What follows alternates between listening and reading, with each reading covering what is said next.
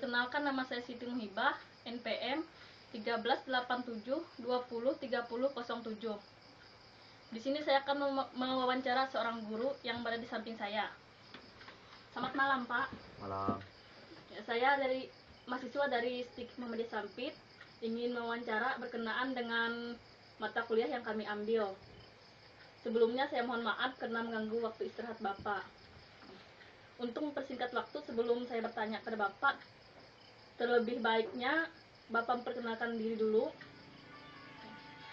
Pada Bapak dipersilahkan. Ya, terima kasih waktu yang telah diberikan kepada saya. Assalamualaikum warahmatullahi wabarakatuh. Perkenalkan, nama saya Nur Hamidi SPD, unit kerja SMP 20 Naut. Saya sudah bertugas kurang lebih 16 tahun dan saya kebetulan beragama Islam dan memiliki 3 putra, 2 laki-laki dan 1 perempuan.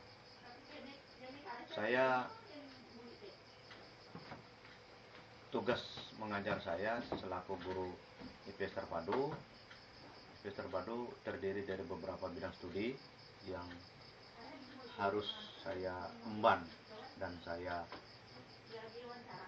menjelaskan, dan apa yang sesuai dengan bidang studi saya yang saya tempa di kuliah dulu.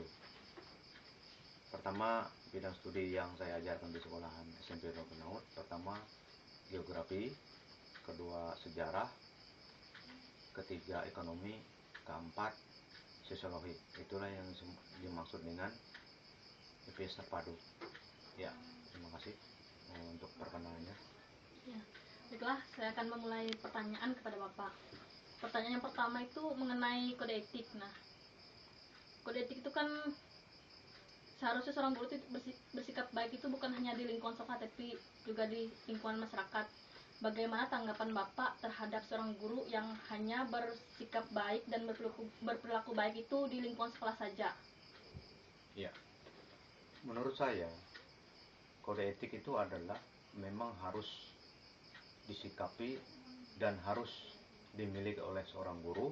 Karena apa?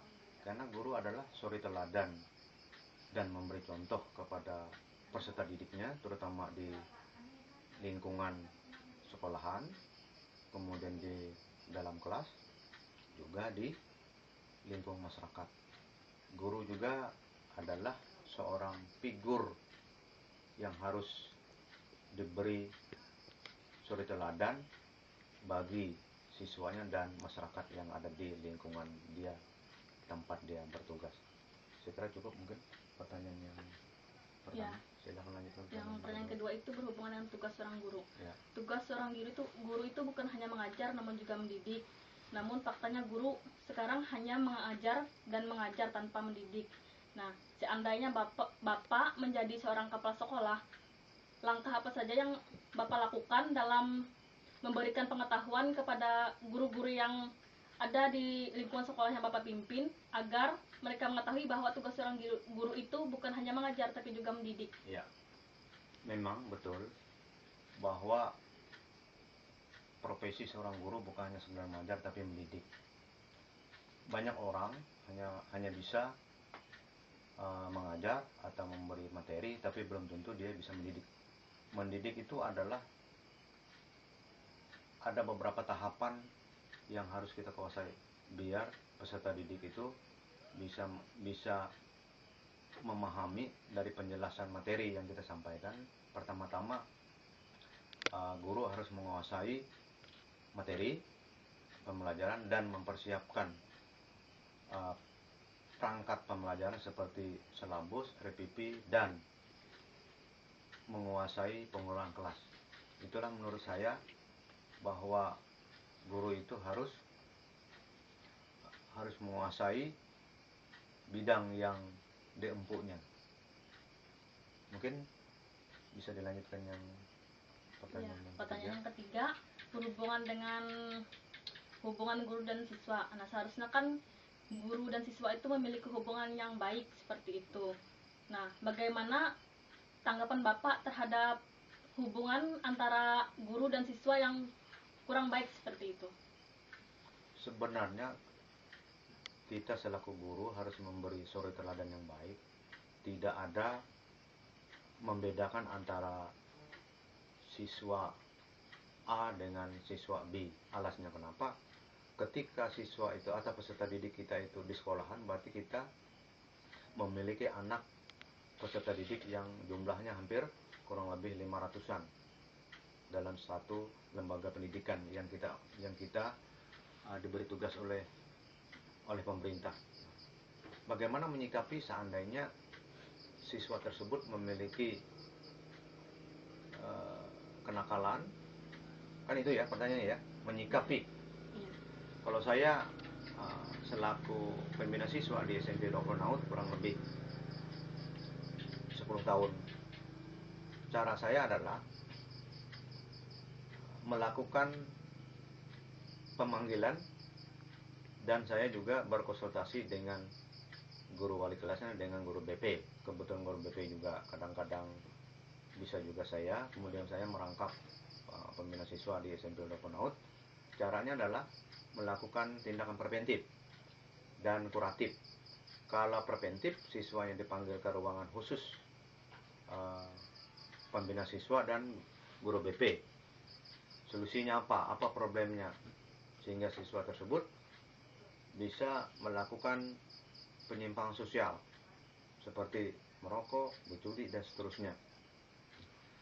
Kalau memang itu sudah kita kasih tindakan preventif, kita harus menemukan atau memanggil kedua orang tuanya. Ini loh problem anak sampean atau anak wali dari siswa tersebut. Atau yang lebih bagus, biasanya saya langsung mendatang ke rumah orang tuanya. Apa permasalahan dia yang ada? Biasanya bukan rahasia umum, kalau mohon maaf, kalau di desa ini biasanya adalah faktor ekonomi. Memang saya memaklumi, karena kadang-kadang anak itu nggak bisa bersekolah, mungkin faktor sepatunya robek, tasnya robek, akhirnya siswa tersebut bisa rendah diri dan seterusnya. Atau sepedanya rusak dan seterusnya. Hal-hal seperti itulah guru harus berfungsi dan berperan aktif menyikapi kekurangan siswa di lingkungan sekolahnya. Bagaimana mengatasinya? Siswa, kemudian orang tuanya, dan pihak sekolahan. Kita harus dipertemukan antara siswa, wali muridnya atau orang tua siswanya dengan pihak sekolah. Yang berperan penting adalah pembina siswa dan guru BP. Itu saja kira mungkin jawaban dari saya mengenai hubungan siswa dan guru. Ya, kemudian pertanyaan kelima, guru itu kan merupakan panutan atau contoh bagi peserta didiknya. Jadi semua yang ada pada diri guru itu merupakan panutan atau contoh bagi peserta didiknya. Nah, bagaimana menurut Bapak jika seorang guru itu menampilkan hal-hal yang tidak sepatutnya ditampilkan begitu? Sebenarnya guru adalah panutan atau contoh suri teladan bagi siswanya. Bagaimana peran guru di lingkungan sekolah itu? Memberi contoh yang baik terhadap siswa. Kadang-kadang guru hanya bisa mengajak jangan merokok, jangan menyambung ayam. Kenyataan di lapangan ada oknum tertentu di lingkungan kita, bahwa ada juga, ya mohon maaf, guru bukan malaikat. Kadang-kadang dia bisa juga apa yang dia harapkan, dia yang kadang-kadang melaksanakan. Tapi kalau secara pribadi, saya bukan so suci, enggak, tapi saya memang antipati terhadap apa yang dimaksud dengan penyimpangan sosial itu. Karena apa? Ketika kita melakukan miras, minuman keras, obat-obatan, dan lain-lain, kita langsung dilihat dan dinilai siswa. Oh gini Pak Guru, kok seperti itu ya. Oleh sebab itu, secara pribadi saya sebelum orang menilai saya sudah antisipasi dan introspeksi diri bahwa itu adalah perbuatan yang tidak baik atau tercela ya. Segera cukup. Ya. Kemudian kita lanjutkan ke pertanyaan yang kelima, yaitu guru sebagai pendidik. Nah, seseorang itu bisa dikatakan sebagai pendidik apabila salah satunya apabila beliau itu merasa terpanggil bahwa tugas seorang guru itu adalah tugas suci. Nah, seandainya Bapak menjadi seorang kepala sekolah, apa yang akan Bapak lakukan jika menemukan seorang guru yang benar-benar melaksanakan tugasnya itu semata-mata ibadah, seperti tidak mempersoalkan gaji dan sebagainya? Ya, seandainya saya seorang kepala sekolah, saya akan melakukan pemanggilan terhadap guru tersebut bahwa mengajar dan mendidik itu jangan selintas di pikiran kita dapat gaji. Tapi di situ kita ada tugas khusus dari negara dan ada kepuasan secara pribadi, secara agama ya. Kalau memang kita itu tugas itu adalah ibadah, insya Allah kita akan menemukan ketenangan batin. Kalau saya ya, ketenangan batin, walaupun saya sudah 16 tahun bertugas di SMP ini, tidak pernah selintas di benak saya kepingin pindah di kota kelahiran saya atau di daerah mertua saya atau di kota. Enggak. Karena apa? Dimanapun bumi yang telah ditunjuk Allah Subhanahu Wa Taala, disitulah rahasianya Allah memberi rezeki untuk saya pribadi. Oleh sebab itu, seandainya guru ada yang melakukan pelanggaran dan seterusnya, saya akan menerapkan sistem manajemen birokrasi yang baik di sekolahan kami, terutama keterbukaan dan kejujuran di dalam mengemban tugas dari negara dan pemerintah. Saya kira cukup. Kemudian kita lanjut ke pertanyaan yang keenam. Nah, ini berhubungan dengan guru dan perkembangan siswa. Salah satunya itu dalam pengembangan karakter siswa. Nah, jadi seorang guru itu kan memiliki peran penting dalam mengembangkan karakter siswanya. Nah, bagaimana tanggapan Bapak jika ada seorang guru yang tidak menjalankan tugasnya, perannya tersebut? Coba tolong diulang dek pertanyaannya. Ya, seperti ini. Seorang guru itu kan memiliki peran dalam pengembangan karakter siswa. Nah, jadi tanggapan Bapak seperti apa jika ada seorang guru yang tidak menjalankan perannya dalam mengembangkan karakter siswa tersebut? Oh ya, terima kasih. Kalau saya pribadi, sebelum kita masuk atau awal tahun kita masuk mengajar di kelas itu kan kita sudah tahu kemampuan siswa itu kan apalagi kita sudah pengalaman melihat kemampuan siswa itu di mana kelebihan dan kekurangannya, bakat dan minatnya di dalam menerima pelajaran, bakatnya di olahraga, di seni dan lain-lain. Secara pribadi kalau saya melakukan negosiasi dengan kepala sekolah agar bisa dirapatkan. Karena apa? Bagi siswa yang berprestasi baik nilai akademik maupun olahraga maupun seni, itu kita bisa ambil andil di tingkat Mentaya Hilir Selatan, daerah Semuda dan Kabupaten Sampit. Alhamdulillah beberapa tahun, bahkan hampir setiap tahun, bakat dan minat siswa kami di SMP 20 ini cukup sangat luar biasa menurut saya dalam bidang olahraga, yang terutama volleyball dan atletik, juga kegiatan ekstrakurikulernya pramuka. Itu saja mungkin jawaban singkat saya berkenan dengan nomor berapa tadi? Yang nomor 6. Iya, bisa dilanjutkan nomor 7.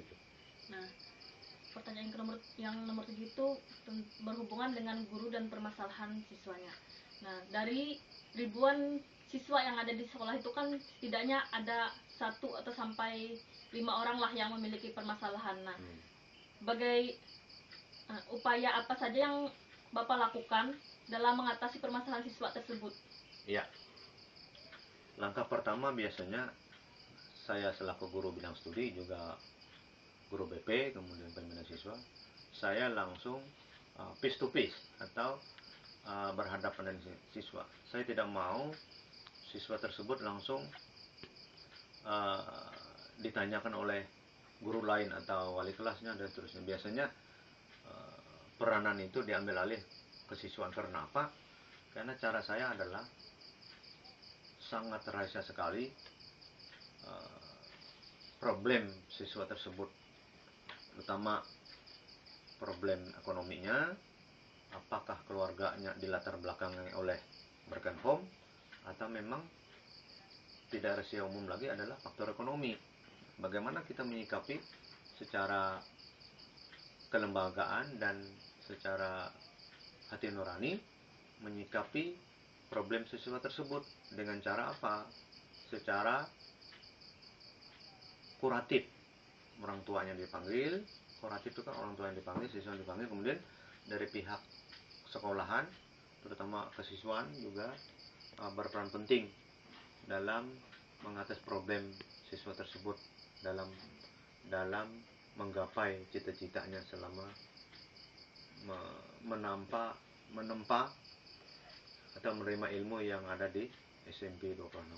Saya kira cukup, mungkin bisa dilanjutkan nomor dulu. Kemudian kita ke pertanyaan yang ke-8, itu berhubungan dengan profesionalisme dan loyalitas seorang guru. Nah, bagaimana tanggapan Bapak tentang seorang guru yang tidak profesional dan tidak loyalitas dalam menjalankan tugasnya sebagai seorang pendidik? Ya, terima kasih. Menurut saya, yang namanya sudah profesi ya,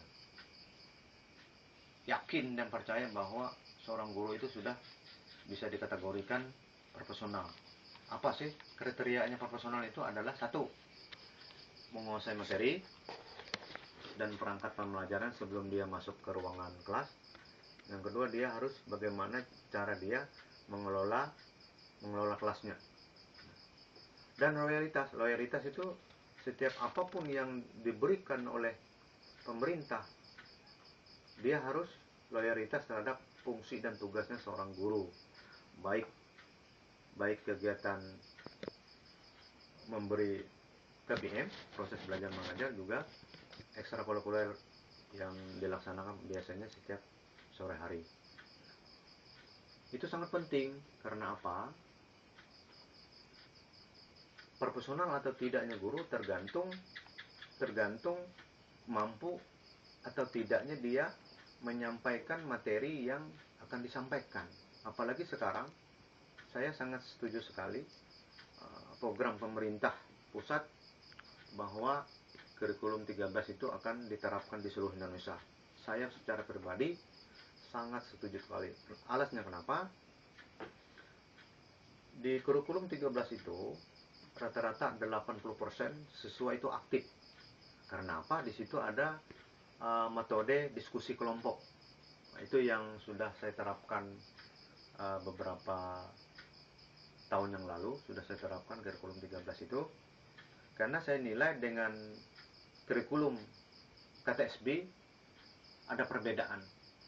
Karena kurikulum 13 itu sudah saya ketemu dan menemukan. Kadang-kadang biasanya, terutama guru UPS, hampir 60% itu kalau dalam kelas itu banyak metode ceramah. Sekarang alhamdulillah pemerintah pusat menerapkan kurikulum 13 itu bahwa hampir 80% itu siswa itu aktif.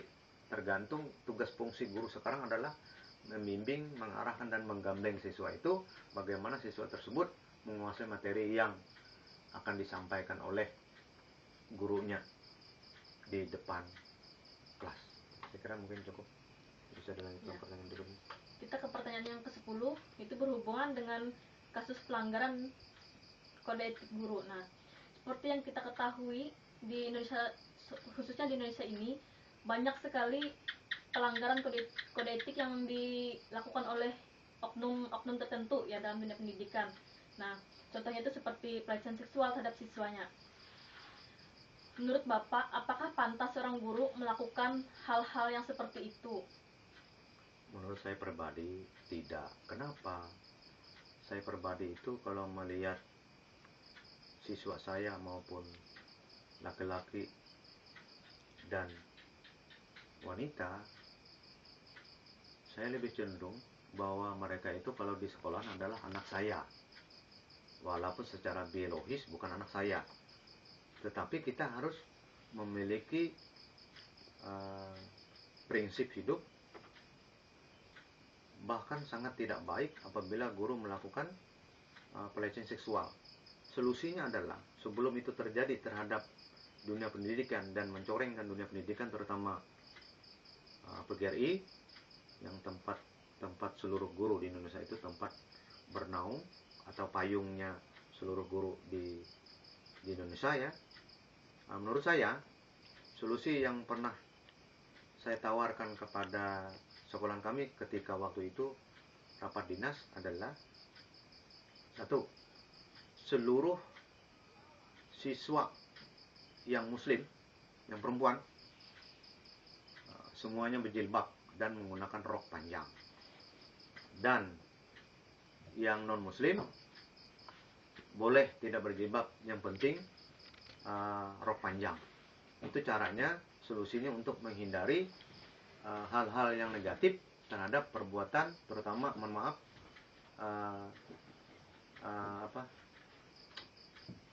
di mata itu apa namanya, jinah mata. Jinah mata itu sangat berperan penting untuk menghindari nafsu laki-laki menurut saya. Itu solusinya yang pernah saya tawarkan kepada kepala sekolah dan para dewan guru. Alhamdulillah sudah berjalan hampir 5 tahun ini SMP 20 Naut. Apa yang saya harapkan selaku siswa, selaku pembina siswa sudah terwujud kurang lebih 5 tahun ini. Seluruh siswa sudah tidak diperkenankan lagi menggunakan rok pendek, terutama yang perempuan. Kalau yang laki diizinkan menggunakan celana panjang, yang penting putih biru. Pramuka juga sama, coklat atasnya dan lain-lain. Itu sudah diterapkan. Alhamdulillah sekolah kami sudah bisa memiliki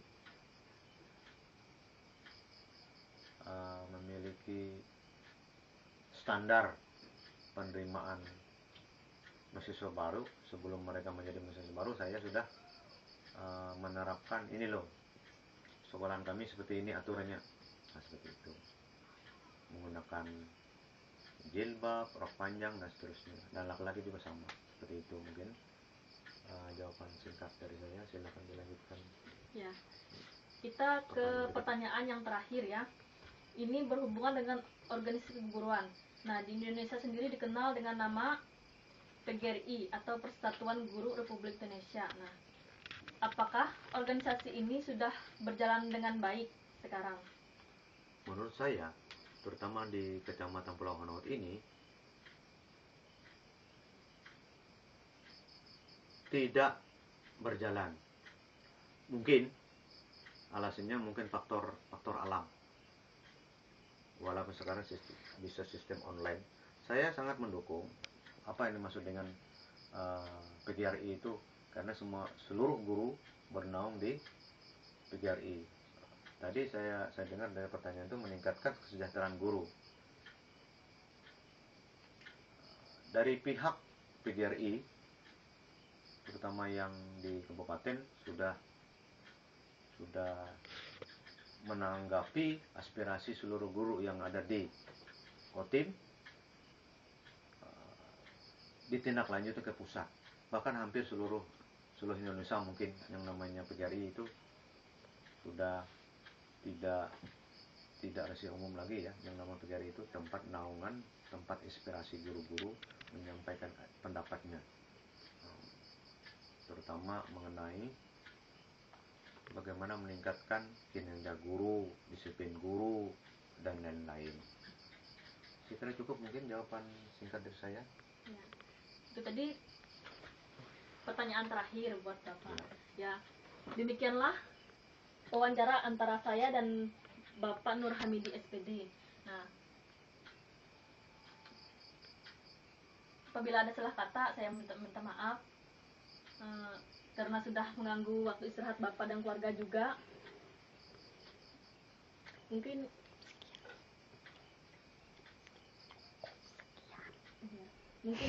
itu saja ya, cukup sekian. Terima kasih Pak.